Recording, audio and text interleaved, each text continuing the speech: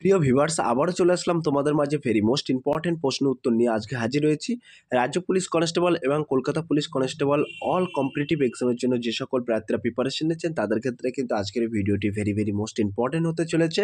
তাই ভিডিওটি স্কিপ না করে সম্পূর্ণটি দেখার জন্য অনুরোধ রইল। হুবাহু কমনযোগ্য প্রশ্ন উত্তর নিয়ে কিন্তু আজকে হাজির হয়েছি। যে সকল ভিউয়ার্স এখনও পর্যন্ত আমার এই চ্যানেলটি সাবস্ক্রাইব করেনি তাদেরকে বলো প্লিজ অতি দ্রুত সাবস্ক্রাইব করে দিয়ে আমাদের পাশে থাকুন এবং বন্ধুদের মাঝে শেয়ার করে দিন। চলুন আজকের প্রথম প্রশ্নটি জেনে নেওয়া যাক। আজকের প্রথম প্রশ্ন হলো ব্রিম স্টোন কি? Sulphur, quartz, gypsum, limestone. ১ নম্বর প্রশ্নের ক্ষেত্রে কিন্তু একেবারে সঠিক উত্তর হয়ে যাবে option A is the right answer, sulphur. তাহলে ব্রিম স্টোন কি? মনে রাখবেন sulphur. Option A is the right answer. ২ নম্বর প্রশ্ন হলো রাসায়নিক পরিবর্তনের ক্ষেত্রে কোনটির পরিবর্তন ঘটে? নিউক্লিয়াস, প্রোটিন সংখ্যা, ইলেকট্রন সংখ্যা, নিউট্রন সংখ্যা। ২ নম্বর প্রশ্নের ক্ষেত্রে কিন্তু একেবারে সঠিক উত্তর হয়ে যাবে option D is the right answer, neutron সংখ্যা। ৩ নম্বর প্রশ্ন হলো পেঁয়াজ হলো রূপান্তরিত মূল, ফল, পাতা, কাণ্ড।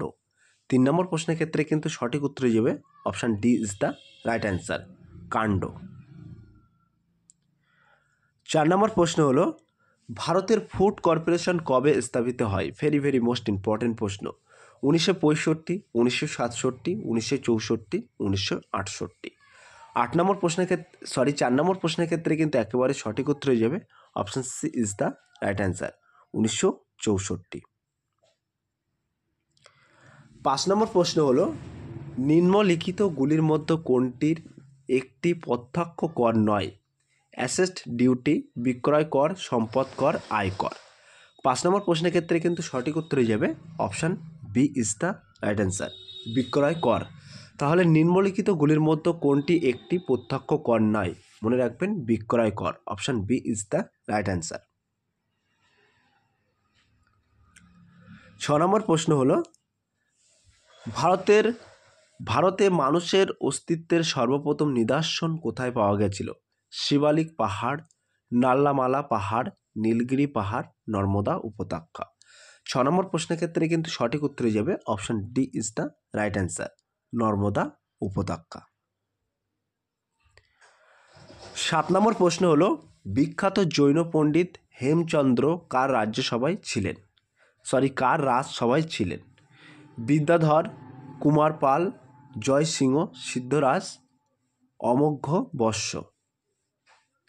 ৭ নম্বর প্রশ্নের ক্ষেত্রে কিন্তু সঠিক উত্তর হয়ে যাবে option B is the right answer, Kumar Pal. ৮ নম্বর প্রশ্ন হলো মহাজাগতিক দূরত্ব পরিমাপের একটি একক হলো নটিক্যাল মাইল, কিলোমিটার, অ্যাংস্ট্রম, আলোকবর্ষ। ৮ নম্বর প্রশ্নের ক্ষেত্রে কিন্তু সঠিক উত্তর হয়ে যাবে option D is the right answer, আলোকবর্ষ। ৯ নম্বর প্রশ্ন হলো কে ভারতরত্ন পুরস্কারের প্রথম প্রাপক? S Chandrasekhar, BC Roy, CV Raman, Govind Ballabh Pant. ৯ নম্বর প্রশ্নের ক্ষেত্রে কিন্তু একেবারে সঠিক উত্তর হয়ে যাবে option C is the right answer, CV Raman. ১০ নম্বর প্রশ্ন হলো চণ্ডাশোক কাকে বলা হয়?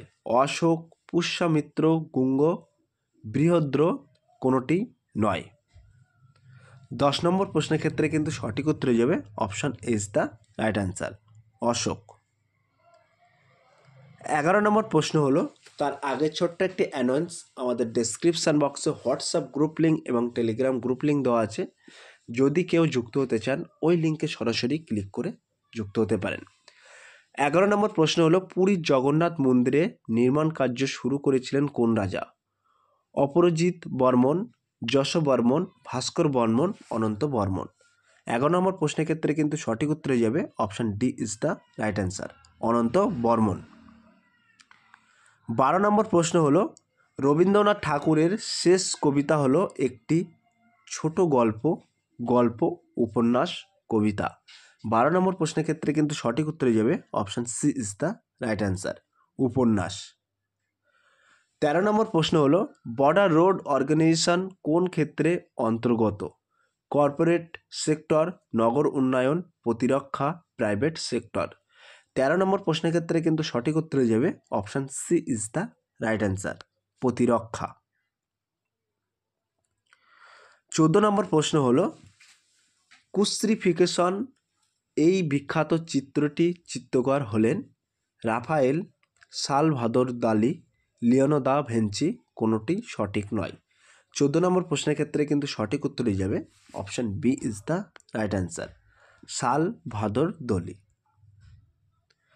15 নম্বর প্রশ্ন হলো অর্থাৎ আজকের লাস্ট প্রশ্ন, গৌতম বুদ্ধ দেহত্যাগ করেন কুশীনগরে, কপিলাবস্তুতে, সারানাথে, কুন্দপুরে। সো প্রিয় ভিউয়ার্স, এই 15 নম্বর প্রশ্নটি তোমাদের জন্য হোমওয়ার্ক থাকলো। তোমরা সঠিক উত্তরটি বেছে নিয়ে কমেন্ট সেকশন বক্সে কমেন্টের মাধ্যমে জানিয়ে দিও। সো প্রিয় ভিউয়ার্স, এই ছিল আজকের ভেরি মোস্ট ইম্পর্টেন্ট রাজ্য পুলিশ কনস্টেবল ও কলকাতা পুলিশ কনস্টেবলের প্রশ্ন উত্তর।